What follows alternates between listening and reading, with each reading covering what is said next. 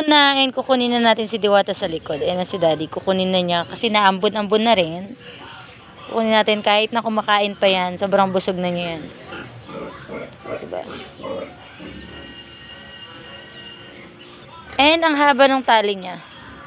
Para marami siyang mapuntahan na pagkainan dyan. Ayan na, uwi na. Alam na niya. Ayan na silang mag-amo. Si Diwata yan. Diwata ang kanyang pangalan dahil babae siya. Babae yung ating native. Diba? Parang kambing lang. Pinapastol-pastol. Ganyan lang. Ayan. So, punta na siya sa kulungan.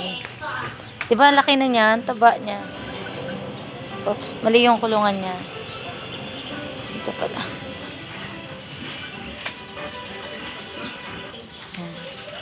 So, bale, dito natin siya kinulong muna. Dito sa crib natin. Dahil puno ang ating mga kulungan. Ito yung makulit eh. Kasi yan.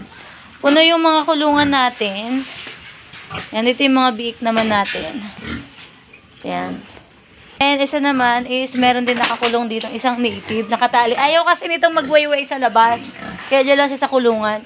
Dahil si Diwata ay mabait. Yan, dito na lang siya sa crib. And meron din tayong dalawang fattening dyan. Kaya puno yung ating kulungan. Kaya dito muna si Diwata sa ating crib. Kasi mabait siya. Saglitan lang siyang pinapastol. Para lang siyang kambing. Literal na parang kambing talaga. Siya yung stress reliever ni Daddy. Kasi tawang-tuwa siya. Tingnan nyo. Ang taba. O, diba? Libre na yung pakain sa kanya. Ang taba niya pa. Saan ka pa? Iyan natin hanggang sa hindi pa magtanim dyan sa likod ng bahay. And kahit na kumain na siya sa dun sa labas, is magbibigay tayo ng feed sa kanya. Bali, bababad muna ni Daddy. With feeding siya. Yan. Bali, pag nandun siya nakapastol, pinapainom pa rin ni Daddy. Parang kambing talaga. Yan. And kailangan natin paliguan kasi sa labas siya.